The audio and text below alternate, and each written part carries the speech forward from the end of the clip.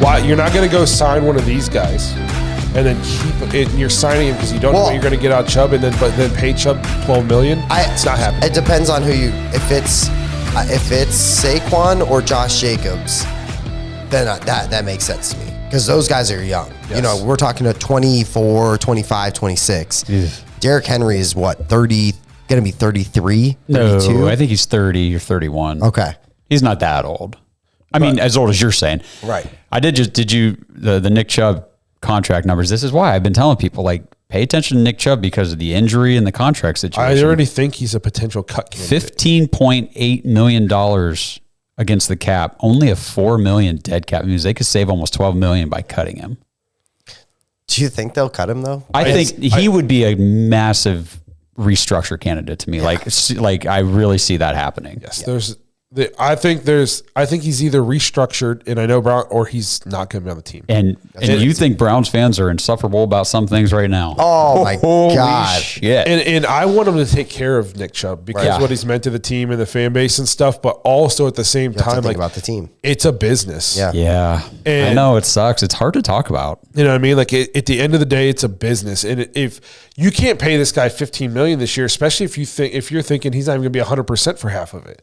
Correct. I'm thinking, you know what I mean? Week 5, week 6. So, like, on the emotional side of it, it pisses me off even thinking about not having Nick Chubb on the Browns or cutting him or anything. But on the business side, it's like, look at the numbers. Right. What are we supposed to do? We want all these other players. If he doesn't restructure, I think there's like a better than not chance he's not on the team. And I don't know anything. I haven't heard anything. But you just got to imagine, like, in the mind of Nick Chubb, like, you're just coming off this devastating injury and you're already with a team and organization that loves you, that's going to utilize you. And you know you do have a future here if you're willing to play ball. Right. You don't know if you're getting any of that special treatment anywhere else.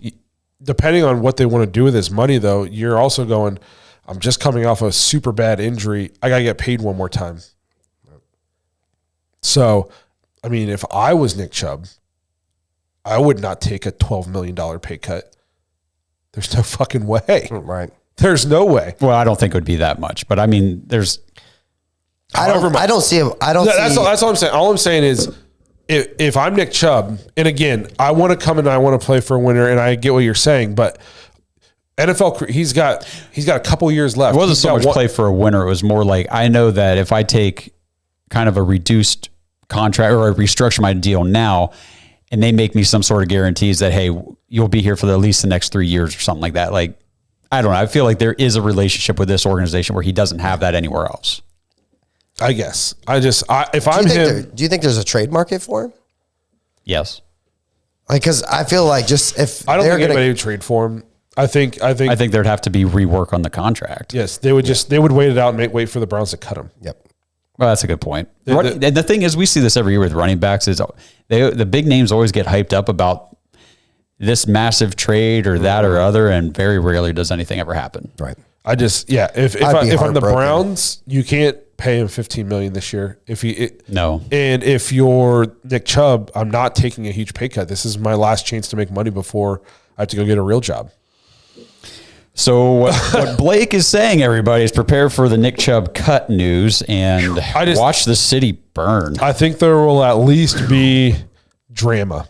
Unless both sides are really willing to like sit down and talk and have hearts to heart. But I know as a person, if you said, hey, I'm going to take $6 million out of your bank account, I'd say, no, you're not. No, you're not.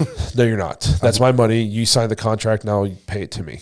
So, because it's not like Nick Chubb isn't in commercials. He's not making $100 million away from the field, you know? And I know like a lot of these guys, we think of them as being crazy rich and all this stuff, but after taxes and paying their agents, like, I mean, they're still making good money, right? But they're not making, especially with the way the economy is, they're not making never work again money. I'm sure they employ their own trainers and stuff for the off seasons. Like, it's not all there. They don't get to keep all that money. And I heard a thing like the one guy, I just watched a video. If in the off season, and stuff like that. And when you're not on the team yet, the teams will pay for your like apartments and stuff. But once you make the 53, it's all on you. You got to pay for your house and you got to pay for all that stuff. So like Nick Chubb's not from Ohio. So I'd imagine he lives in Georgia. Yeah. And then he rents a place up here. So like it's you make a lot of money being in the NFL, but I also don't think people realize how much money you spend and lose being in the NFL.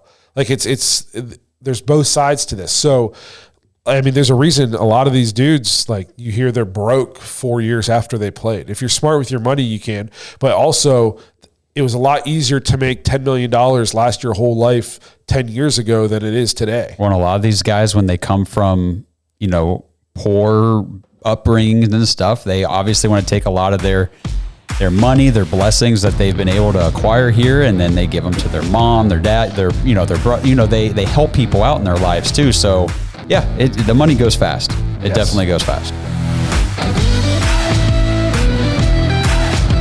Thanks for listening to another episode of the Dawgs Podcast. Make sure you subscribe on YouTube and follow us on Twitter at the Dawgs Podcast. Get your thoughts on the show at thedawgspodcast.com.